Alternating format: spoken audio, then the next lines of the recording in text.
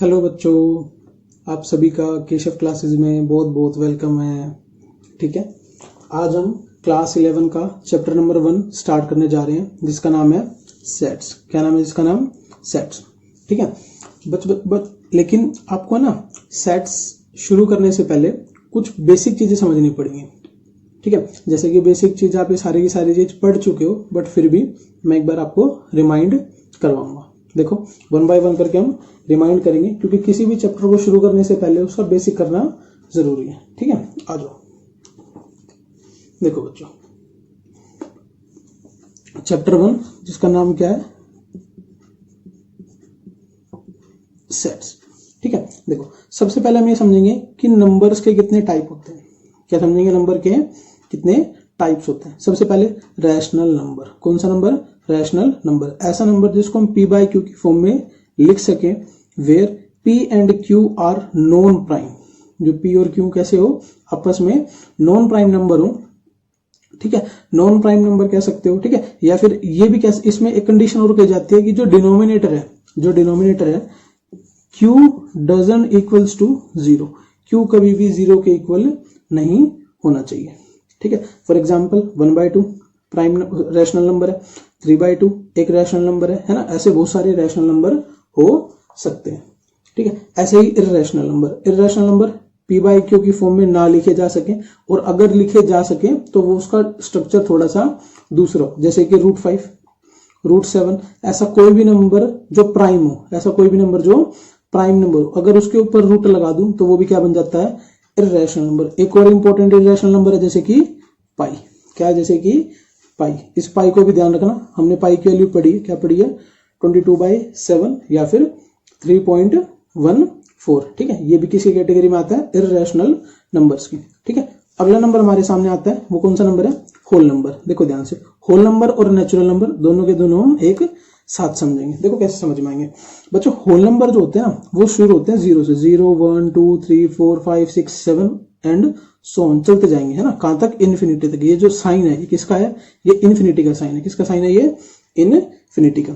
ठीक है, लेकिन जो नेचुरल नंबर होते हैं, नेचुरल नंबर कहां से शुरू होते हैं? 0 1 2 3 4 5 और एंड सो ऑन, चलते जाएंगे।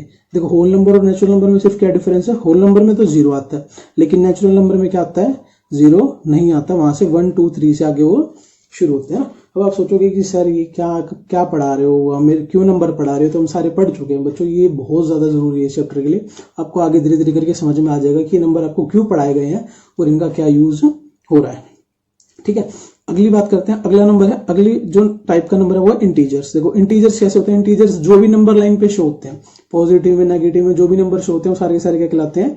इंटीजर्स। फॉर एग्जांपल 0 1 2 3 4 एंड आगे इन्फिनिटी तक। ऐसे बैक में आ जाएंगे -1 -2 -3 -4 और माइनस इन्फिनिटी तक। ये सारे के सारे क्या कहलाते हैं? इंटीजर्स। ठीक है, ये सारे के सारे क्या कहलाते हैं? इंटीजर्स। ठीक है, अगला नंबर है प्राइम नंबर। प्राइम नंबर कौन से होते हैं? ऐसे नंबर जो अपनी ही टेबल में है। क्या बोल रहा हूं? ऐसे नंबर जो सिर्फ और सिर्फ अपनी ही टेबल में या फिर और 1 की टेबल में है, वो सारे के सारे क्या कहलाते हैं? Prime number. For example 2 3 4 5 13 19 23। इसके बीच में यहाँ पर 7 भी बोल सकते हो, 11 भी बोल सकते हो, 17 भी बोल सकते हो, है ना। 29 भी आगे, फिर 31 भी आगे, 43 भी आगे, है ना। ऐसे 47 भी आगे, बहुत सारे नंबर्स हैं। ठीक है, ऐसे नंबर जो सिर्फ और सिर्फ अपनी टेबल में है या फिर वो किसकी टेबल में है? वो 1 की टेबल में है। ठीक है, वो क्या कहलाते हैं? Prime number. I think you got my point. ठीक है, इन सबके अलावा एक नंबर और होता है, एक तरीके के नंबर और होते हैं, उसको हम क्या बोलते हैं? Composite number. क्या बोलते हैं? Composite number. कंपोजिट नंबर वो होते हैं जो, जैसे कि फॉर एग्जाम्पल अगर मैं आपको बोलूं 6, क्या बोलूं? 6। देखो 6 को मैं क्या ऐसे लिख सकता हूं? 1 × 2 × 3। क्या लिख दिया? 1 × 2 × 3। तो जिसके 2 या 2 से ज्यादा मल्टीपल हो, जिसके 2 या 2 से ज्यादा मल्टीपल हो, हम उसको क्या बोलते हैं? Composite number. जैसे कि 8 को मैं क्या लिख सकता हूं? 1 × 2 × 4। 1 × 2 × 4। तो ये क्या कहलाएगा? एक तरीके का कंपोजिट नंबर। ध्यान रख लोगे। हमने रैशनल नंबर पढ़ा, फिर हमने इर्रेशनल नंबर पढ़ा, फिर हमने होल नंबर पढ़ा, फिर हमने नेचुरल नंबर पढ़ा, फिर हमने इंटीजर पढ़ा, फिर हमने क्या पढ़ा? Prime number. एक तरीके के और भी नंबर होते हैं रियल नंबर। ठीक है, बट उसका यहाँ पर फिलहाल कोई यूज नहीं है ना। आगे यूज आएगा जब मैं उसको समझा दूंगा। फिलहाल हम आगे देखते हैं। ठीक है, अच्छा, अभी ये सारे के सारे नंबर हमने पढ़ दिए। ठीक है, अब आप इन सब नंबर्स के लिए क्या पढ़ो, अब इन नंबर्स के लिए थोड़े सिंबल्स होते हैं वो पढ़ो। देखो सिंबल्स है ना, कभी कभी जरूरत पड़ जाती है, तो हम एक बार सिंबल्स को देख लेते हैं। ये देखो, एक सेकेंड, ये देखो ये सारे के सारे सिंबल्स हैं। जैसे कि n किसको डिफाइन करता है, नेचुरल नंबर को। z किसको डिफाइन करता है, इंटीजर्स को। q किसको डिफाइन करता है, रैशनल नंबर्स को। r किसको डिफाइन करता है, रियल नंबर्स को। z प्लस किसको डिफाइन करता है, सेट ऑफ पॉजिटिव इंटीजर। मैंने 2 बार समझाया था, पॉजिटिव इंटीजर भी होते हैं और नेगेटिव इंटीजर भी होते हैं। तो जो z प्लस है वो किसको डिफाइन करता है, पॉजिटिव इंटीजर को, ठीक है। q प्लस किसको डिफाइन करता है, all set of positive rational numbers को। आर किसको डिफाइन करता है, all set of positive real numbers को। अब तुम बोलोगे सर फिर तो नेगेटिव वाले के लिए बता दो, तो वो अंडरस्टूड है। अगर ऊपर नेगेटिव का साइन लगा दोगे, यहाँ पर नेगेटिव का साइन लगा दोगे, वो नेगेटिव में रिप्रेजेंट हो जाएगा। अगर पॉजिटिव का साइन लगाओगे तो वो किस में रिप्रेजेंट होगा, वो पॉजिटिव में रिप्रेजेंट हो जाएगा, ठीक है। ये सारे के सारे साइन क्लियर है, ठीक है। अच्छा अब आगे देखो, देखो भैया अब आगे देखो। अब हम पढ़ेंगे कि सेट्स क्या होता है, क्योंकि हमें मेनली उसी के लिए पढ़ रहे हैं सारी की सारी चीजें, तो आपको ये पता होना चाहिए कि सेट्स क्या होता है। देखो सेट्स की अपनी एक डेफिनेशन है। क्या डेफिनेशन है सेट की, well defined collection of objects.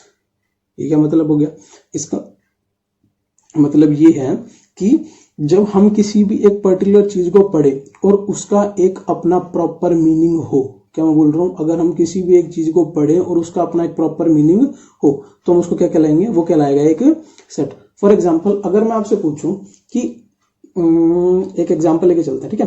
For example अगर ऐसे देखते हैं कि जिस चीज का जवाब सब लोग सेम दे दे, क्या बोल रहा हूं, जिस चीज का जवाब सब लोग सेम दे दे तो वो क्या कहलाएगा, सेट कहलाएगा। अगर मैं ये पूछूं कि भाई आपसे कि पूरे साल में कितने महीने होते हैं, तो आप क्या बोलोगे, भाई 12 महीने होते हैं, 12 मंथ्स होते हैं पूरे साल में, होते हैं पूरे साल में 12 मंथ्स होते हैं, 12 मंथ्स पूरे साल में, ठीक है ना। मैं आपसे पूछूं आपका फेवरेट मंथ कौन सा है, क्या पूछूं आपका फेवरेट मंथ कौन सा, आप बता दोगे, हाँ आप बता दोगे। लेकिन अगर मैं दूसरे बंदे से पूछूं किसी से, अगर मैं उससे भी दोनों सेम क्वेश्चन पूछूं कि भाई पूरे साल में कितने मंथ होते हैं, वो बोलेगा 12 मंथ।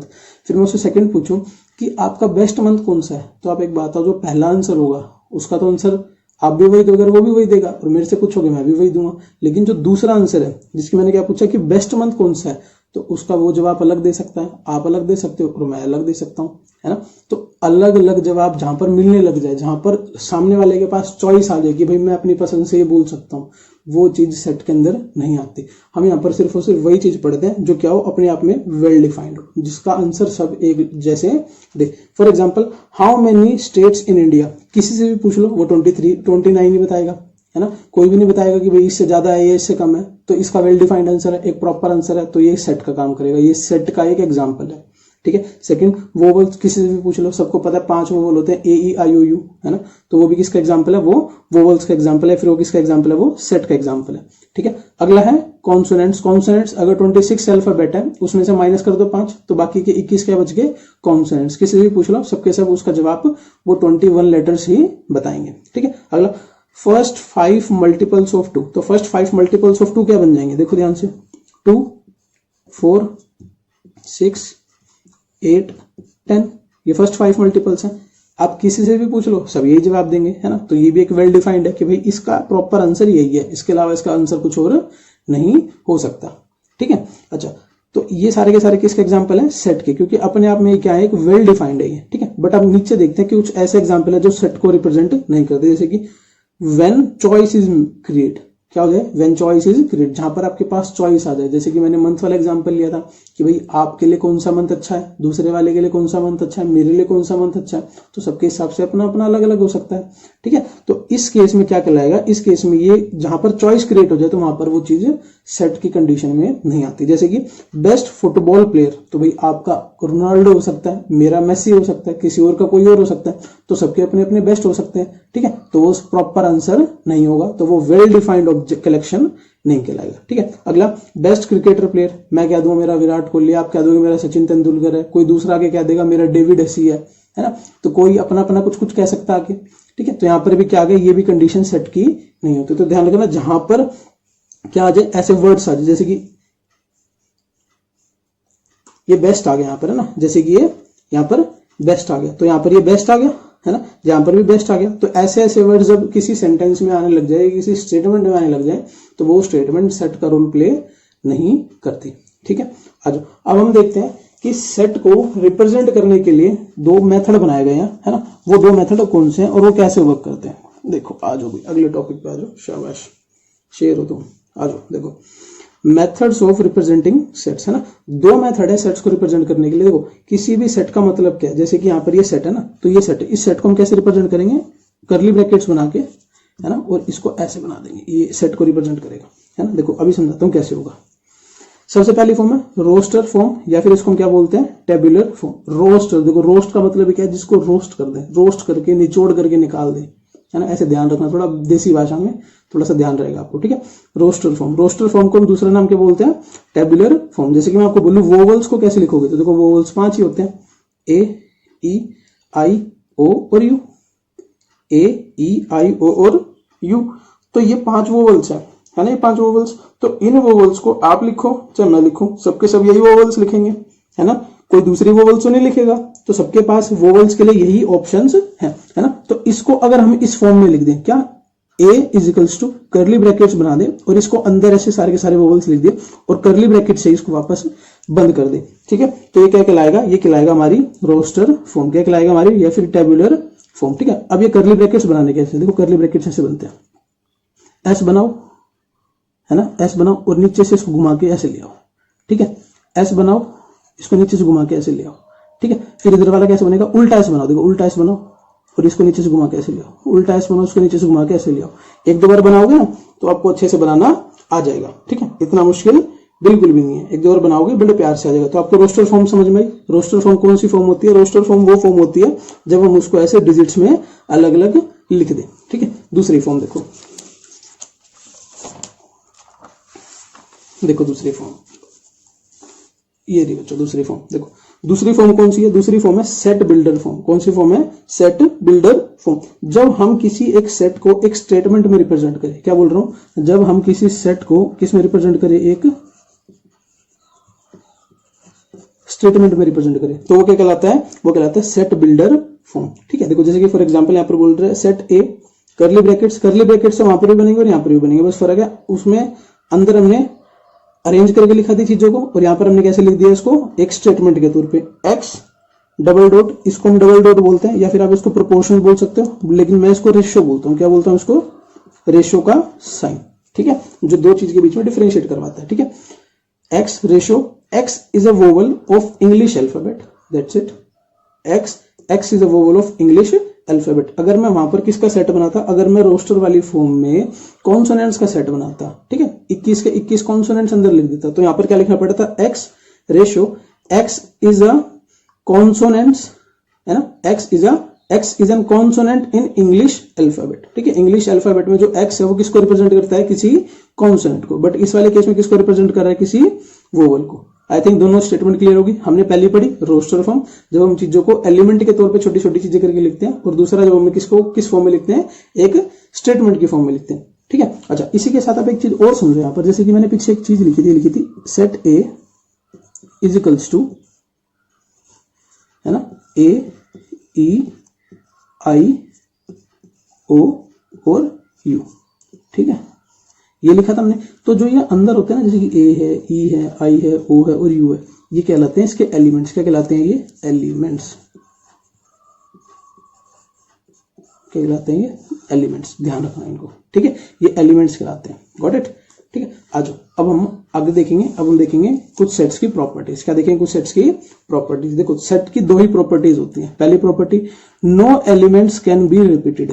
क्या, no elements can be repeated. देखो जैसे कि यहाँ पर वोवल थे, है ना, ऊपर वोवल लिखे थे, तो मैंने यहाँ पर कोई वोवल रिपीट करा नहीं, मैंने यहाँ पर कोई भी वोवल रिपीट नहीं करा, ठीक है। आप यहाँ पर कोई भी वोवल रिपीट मत करना, ठीक है। वोवल रिपीट मतलब कि कोई भी एलिमेंट हो जाए, कोई भी सिंगल एलिमेंट हो जाए, कोई भी डबल एलिमेंट हो जाए, तो वो एलिमेंट हमेशा एक ही आएगा। अगर यहाँ पर दो, जैसे कि ए 2 बार होते तो मैं उसको एक ही बार लिखता, ठीक है। वाई 2 बार होते तो मैं उसको एक ही बार लिखता, 5 6 बार होते तो मैं उसको एक ही बार लिखता, क्योंकि जो एलिमेंट्स होते हैं उसको हम रिपीट नहीं करते। हमारी प्रॉपर्टी ये बोलती है। Second, element can be written in any order, मतलब कि इस वोवल को जरूरी नहीं ऐसे लिखता मैं, ए ई आई ओ यू, मैं इसको रिवर्स ऑर्डर में लिख सकता था। कैसे लिख सकता था, देखो कैसे लिखता, यू उल्टा कर दिया, ओ उल्टा कर दिया, अब ए उल्टा, ए ई आई, ऐसे लिख दो, ऐसे लिख दो, कोई फर्क नहीं पड़ता, है ना। ये भी ठीक है क्योंकि यहां पर भी हर एक एलिमेंट अपने आप को रिप्रेजेंट कर रहा है ना। यहां पर भी हर एक एलिमेंट अपने आप को रिप्रेजेंट कर रहा है, तो इस चीज की कोई टेंशन नहीं है। मतलब कि हमने दो प्रॉपर्टी क्या देखी, हमने दो प्रॉपर्टी देखी, पहला no elements can be repeated, कोई एलिमेंट आपस में रिपीट नहीं होते। Second, elements can be written in any order, जो अंदर के एलिमेंट होते हैं वो किसी भी ऑर्डर में लिखे जा सकते हैं, उनका ऑर्डर मैटर नहीं करता। आई इतनी सी बात समझ में। हमने अब तक क्या देखा, हमने अब तक नंबर्स देखे अलग अलग टाइप्स के, वो हमने इसलिए देखे ताकि हमें आने वाले क्वेश्चंस में हेल्प मिल जाए। फिर उसके बाद हमने क्या देखा, उसके बाद फिर हमने ये देखा कि सेट क्या होता है, सेट की डेफिनेशन क्या होती है, ठीक है। फिर हमने कुछ एग्जांपल्स को डील करा, है ना। एग्जांपल के बाद फिर हमने सेट्स की दो फॉर्म पढ़ी, एक रोस्टर फॉर्म जिसको हम टेबुलर फॉर्म भी बोलते हैं, फिर दूसरी फॉर्म हमने कौन सी पढ़ी, सेट बिल्डर फॉर्म, ठीक है। फिर उसके बाद हमने प्रॉपर्टीज पढ़ी। अब हम एक्सरसाइज शुरू करते हैं। कौन सी एक्सरसाइज, एक्सरसाइज 2.1, है ना। फर्स्ट क्वेश्चन हम बुक से रेफर करेंगे क्योंकि वो क्वेश्चन सिर्फ और सिर्फ समझने का है ना, तो उसमें टाइम वेस्ट नहीं करेंगे। आ जाओ, देखो भाई, देखो बच्चों, बड़ा इजी है, बिल्कुल भी टफ नहीं है, बस थोड़ा सा ध्यान लगाना, एक ही बारी में समझ में आ जाएगा। देखो क्या बोल रहा है, ये बोल रहा है विच ऑफ द फॉलोइंग, है ना, which of the following sets justify your answer, है ना। इसमें से कौन सा सेट होगा, आप इस चीज को जस्टिफाई कर दो, ठीक है। हम जस्टिफाई कर देंगे। देखो पहली स्टेटमेंट क्या कह रही है, अगर थोड़ा सा क्लियर ना हो तो देखना, एक ही बार में क्लियर हो जाएगा, ज्यादा टफ नहीं है। मैंने थोड़ा जूम कर दिया, देखो, हाँ आई थिंक अब क्लियर होगा। देखो ध्यान से, ये बोल रहा है the collection of all months of a year beginning with the letter J, है ना। पूरे साल में ऐसे महीने जिनका स्टार्टिंग का लेटर जे हो, तो हमें पता है जनवरी, जून, जुलाई ये होते हैं, है ना। तो ये आप किसी से पूछो सब सेम आंसर देंगे, तो ये सेट बन रहा है, हाँ जी ये सेट बन रहा है, तुम्हारा आंसर इसका क्या होगा, yes it is a set, ये सेट की कंडीशन में होल्ड करता है, ठीक है। सेकंड देखो, सेकंड बोल रहा है the collection of 10 most talented writers of India. तो एक बात बताओ, क्या पता आपके अपने राइटर्स हो, आप दूसरे राइटर्स का नाम लो, मैं दूसरे राइटर्स का नाम लूं, तो यहाँ पर एक वर्ड आ गया, क्या वर्ड आ गया यहाँ पर, क्या गया मोस्ट, क्या गया मोस्ट। ये देखो ऐसी फ्रीक्वेंसी आने लग जाए ना, जब मोस्ट आ जाए, बेस्ट आ जाए, तो इस कंडीशन में वो जो स्टेटमेंट होती है वो सेट का काम कभी भी नहीं करती, तो ये सेट नहीं हो सकता, है ना। अगला बोल रहा है a team of 11 best cricket batsman of the world. तो आपके हिसाब से अपने बैट्समैन हो सकते हैं, किसी और के हिसाब से अपने है ना बैट्समैन हो सकते हैं, तो सबके हिसाब से अपने अपने बैट्समैन हो सकते हैं। तो इसको भी मैं डिफाइन नहीं कर सकता क्या कि ये सेट वेल डिफाइंड होगा या नहीं होगा, तो मतलब कि ये सेट की कंडीशन में होल्ड नहीं करता, ठीक है। फोर्थ वन बोल रहा है the collection of all boys in your class. हाँ जी बिल्कुल, हमारी क्लास में जितने भी बॉयज हम उनका कलेक्शन कर सकते हैं, वो वेल डिफाइंड है, हाँ ये सेट का काम कर रहा है। Fifth the collection of all natural numbers less than 100। हाँ जी बिल्कुल, है ना। ऑल नेचुरल नंबर्स 1 to 99 बिल्कुल वेल डिफाइंड, आप किसी से भी पूछो सब सेम ही आंसर देंगे 1 to 99। तो एक कहलाएगा एक प्रॉपर सेट, ठीक है। अगला एक collection of novel written by the writer Munshi Premchand. हाँ जी बिल्कुल, मुंशी प्रेमचंद की जितनी भी नॉवेल्स हैं हम सारे को इकट्ठा कर लेते हैं, सबको इकट्ठा कर लेते हैं, तो जितनी भी होंगी, मुंशी प्रेमचंद की तो बात करें ना, स्पेसिफिक यहाँ पर अगर वो बोल देता कलेक्शन ऑफ ऑल नॉवेल्स या फिर best novels written in the world, तो वो नहीं हो पाता, क्योंकि वहां पर बेस्ट लिखा गया। आपके हिसाब से बेस्ट कुछ और हो सकता है, किसी और के हिसाब से बेस्ट कुछ और हो सकता है, मेरे हिसाब से बेस्ट कुछ और हो सकता है, लेकिन यहाँ पर ऐसी कोई भी टर्म यूज नहीं करी गई। यहाँ पर स्पेसिफिकली मुंशी प्रेमचंद की सारी नॉवेल्स की बात करी गई है, तो ये अपने आप में क्या एक वेल डिफाइंड है, ठीक है। आज अगले पे, अगला बोल रहा है the collection of all even integers. हाँ जी बिल्कुल, जितने भी इंटीजर्स हैं सारे के सारे, है ना, वो अपने आप में क्या है, वेल डिफाइंड है ना। सोचने वाली बात है, जितने भी इंटीजर्स है अपने आप में वो सारे के सारे क्या है, वेल डिफाइंड है बिल्कुल, तो ये भी क्या एक सेट का काम कर रहा है, ठीक है। आज अगला देखो, ये 2 पॉइंट और है, फिर इसको चलते हैं नेक्स्ट क्वेश्चन पे। देखो अगला है the collection of questions in this chapter. इस चैप्टर के अंदर जितने भी क्वेश्चन है सबको कलेक्ट कर लो। हाँ जी बिल्कुल, वो भी क्या काम कर रहा है, सेट का काम कर रहा है ना। इस चैप्टर के जितने भी क्वेश्चन है सारे के सारे वेल डिफाइंड है। मैं बोल सकता हूँ इस एक्सरसाइज के अंदर 6 क्वेश्चन है, इस वाले पहले वाले क्वेश्चन के अंदर 9 पार्ट है ना, तो ये अपने आप में क्या एक वेल डिफाइंड है ना। भाई जिस चीज का आंसर आप भी वही दो और जिस चीज का आंसर मैं भी वही दूं, तो वो अपने आप में क्या बन जाता है, सेट। लेकिन अगर जिस चीज का आंसर पर्सन टू पर्सन है ना, man to man, woman to woman difference हो जाए, सब अपने हिसाब से, अपने मन के हिसाब से आंसर दे, तो वहां पर क्या हो जाता है, वो सेट की कंडीशन में होल्ड नहीं करता। जैसे अगला पार्ट बोल रहा है, एक collection of most dangerous animals of the world. अब एक बात है, कुछ तो लड़कियां ऐसी होती हैं जिसको छिपकलियों से डर लगता है ना, और कुछ ऐसी होती है जो छिपकली को पकड़ के पूंछ पकड़ के घुमा दे उसकी, है ना। तो सबके हिसाब से अलग अलग एनिमल हो सकता है जो उनके हिसाब से डेंजरस हो, आपके हिसाब से अलग हो सकता है, मेरे हिसाब से अलग हो सकता है। I think you got my point. ठीक है, चलो आगे चलते हैं। आई थिंक ये सारे के सारे नो के नो पॉइंट आपको क्लियर हो गए होंगे, है ना। एक बार वीडियो को पॉज करके इनको अच्छे से रीड आउट कर लेना। ठीक है, देखो अब हम चलते हैं सेकंड क्वेश्चन की तरफ। सेकंड क्वेश्चन बोल रहा है, लेट ए कोई सेट दे दिया, सेट के अंदर क्या एलिमेंट है, 1 2 3 4 5 और 6। ठीक है, insert the appropriate symbol this और this in the blank spaces. ठीक है, ब्लैंक स्पेसिस का मतलब क्या, तो मैं आपको यही समझाता हूँ। देखो जो ये सिंबल है ना बच्चों, ये वाला सिंबल है ना, ये सिंबल होता है बिलोंग्स का। किसका सिंबल होता है, बिलोंग्स का। फॉर एग्जांपल अगर मैं बोलूं कि जैसे कि ये 5 है, ये 5 है ना, क्या ये 5 इसके अंदर आ रहा है, इस सेट के अंदर आ रहा है, ये 5 इस सेट के अंदर आ रहा है, हाँ जी बिल्कुल आ रहा है, तो 5 बिलोंग्स। ठीक है ना। यहां पर देखो 8 क्या 8 ए सेट के अंदर आता है कहीं पर, इसका एलिमेंट है ये नहीं है, तो नॉट बिलोंग्स। क्लियर, बड़ा आसान है ना। अगर आता है तो बिलोंग्स, नहीं आता तो नॉट बिलोंग्स। तो पहले वाले में क्या आएगा, 5 बिलोंग्स टू ए, यस, यहां पर बिलोंग्स का साइन लगा दो, है ना। फिर सेकंड में बोल रहा है 8 बिलोंग्स टू ए, नो, यहाँ पर इसका ई का साइन लगाओ, ऐसे ई बनाओ, है ना, और उसको काट दो ऐसे। ठीक है, 0 बिलोंग्स टू ए, नो, तो यहाँ पर डजन बिलोंग्स का साइन बन जाएगा। 4 belongs to A, yes, 4 belongs to A. 2 belongs to A, yes, 2 belongs to A. 10 belongs to A, no, 10 doesn't belongs to A. तो हम यहाँ पर क्या बना देंगे, डजन बिलोंग्स टू ए। आगे आपको यहां तक सारा का सारा समझ में। ठीक है, अब हमारा थर्ड क्वेश्चन, फोर्थ क्वेश्चन, ये अलग कंसेप्ट पे है ना, इसको हम नेक्स्ट वीडियो में देखेंगे। तो यहां तक के लिए इतना ही। आई होप आपको समझ में आ गया। Thanks for watching.